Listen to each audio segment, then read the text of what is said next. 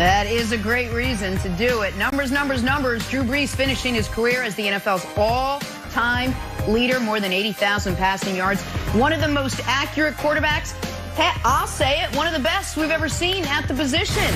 So, Brandon, let's kick it off with you. You played with Drew.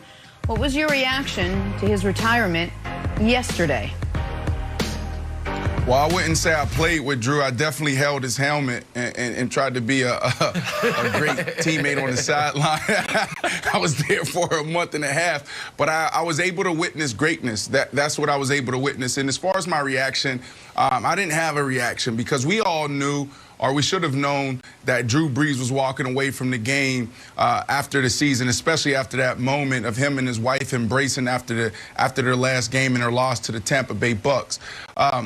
For Drew Brees, the thing that pops out to my mind, in my mind is this: what he was able to accomplish after that 2005 injury. Like, that was a devastating injury.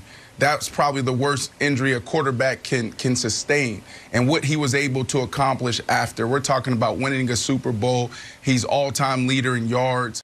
He's second all-time in TDs. And he probably has a handful of other records, that we can show and talk about. This dude's greatness and his level of commitment was second to none. His mastery is something that also sticks out. He is the one guy in the National Football League that mastered the process, that mastered, being able to be the same guy every single day. So was I surprised? Absolutely not. I think everybody on the show, Jenna, you included, when he posted that video, it was like, well, is he coming back? I was like, guys, he's fooling you. You know he's not coming back. And Jenna was like, well, who pushes weight that way? Like, who does those exercises? He's pushing a sled through a parking lot. Yeah, Jenna's like, oh, he's definitely going to come back, or he's thinking about coming back. I was like, no, it's over. So, Nick, the biggest takeaway for me was what he was able to accomplish after that 2005 injury.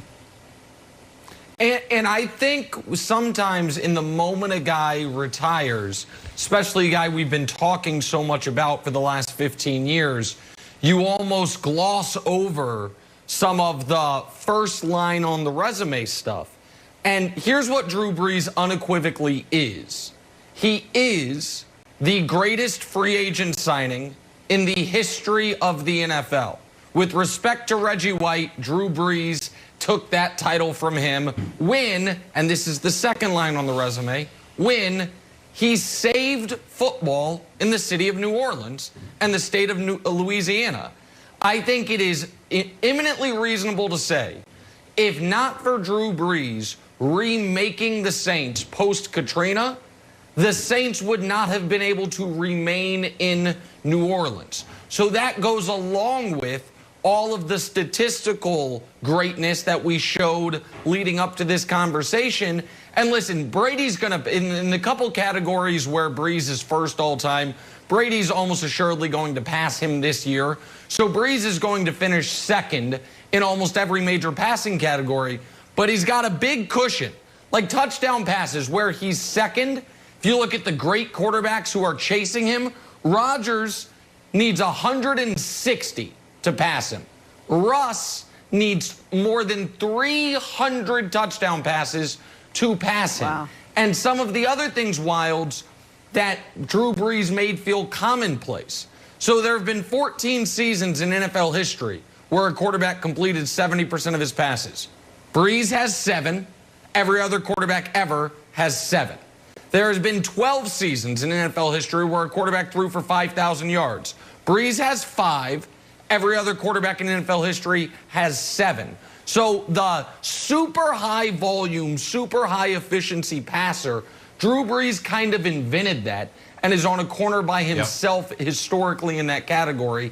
And that is the statistical legacy to go along with the bigger legacy, which I think is saving football in New Orleans. Yeah, I agree with you. I'm not a Saints fan. I never saw Drew Brees play in person, but I watched a lot of Saints games, and I think Drew Brees is one of the reasons why the NFL dominates TV ratings for a few reasons. One, that style of play, like Nick was talking about, the guy was just fun to watch. He had 5,000-yard seasons. He led the league in passing per game 6 times. So you knew if you turned on a Saints game, it was going to be fun to watch. Also made the Saints super relevant. Like a generation before us, guys, the Saints were just like the laughing stock of the league. They went to the playoffs 5 times since 1967. Drew Brees gets there, takes them to the playoffs 9 times. Then the other part of it is, just like any great TV show, there was a lot of drama. There was a lot of surprises. There's a lot of twists and turns. Sometimes Drew Brees was on the opposite side of it. Sometimes they're getting the, winning the Super Bowl, putting the, little earmuffs on his son. But other times, the Minnesota Miracle, the pass interference, of course, and the offensive non-call pass interference was just kind of tough. Where you're like, Drew Brees, there was so much drama there. And Nick, I think we'd be remiss if we didn't talk about the one ring, since people are bringing that up. I don't think it's a knock against the guy at all. There's only a dozen guys in the history of the NFL who have more than one ring. And when you look at the list, if you were making starting a football team from scratch with every guy at their prime, it's not like you would say oh, you know what? I definitely want Montana over Drew Brees, or I definitely want Brady over Drew Brees. I think the one ring, just because there's such a big gulf between him and Brady, doesn't really mean much. I still think you put him in that upper tier of elite guys. Well, I think let me jump in real quick, because I think this is an instructive graphic, and I want the audience to leave it up there for a moment so the audience can kind of have it sink in, because I do think there are at least a handful of guys with 2 rings that without question people say, well, Brees is better than him. Listen, Brees is better than Eli. Brees is better than Bob Greasy. Brees is better than Big Ben. As far as the modern guys with 2 rings. But Brandon, I want to show you a different graphic, because I do think that if one of these playoff runs had gone differently, I think Brees jumps a level. This is what I would consider your 15 best quarterbacks of the modern era. So with respect to guys basically starting with, don't worry, the guys pre-1970, Bart Starr, Fran Tarkington, those guys, take them out. I think Brees is a ring away if the Minneapolis Miracle doesn't happen, if the DPI is called, if maybe the pass interference on Kyle Rudolph is called, and they go on to win the Super Bowl. I think for the time being, he jumps up ahead of Rodgers. Instead, I think he's pretty securely right there, and that's where I think the legacy hit of not having the second ring comes into play, Brandon. Yeah, but Nick, you just talked about how he invented the efficient quarterback.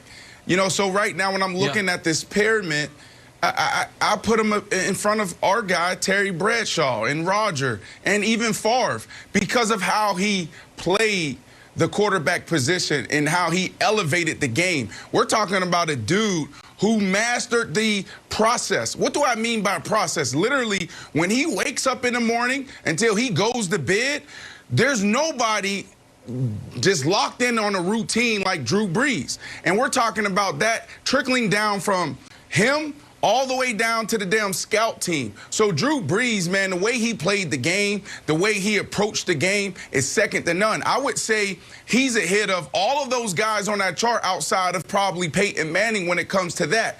Now, when it comes to winning championships, that's a whole nother conversation. Now we're talking about teams, we're talking about coaches. So I think it starts to peel back the layers. But Drew Brees, man, congratulations on an amazing career. And man, I can't wait to see the next chapter.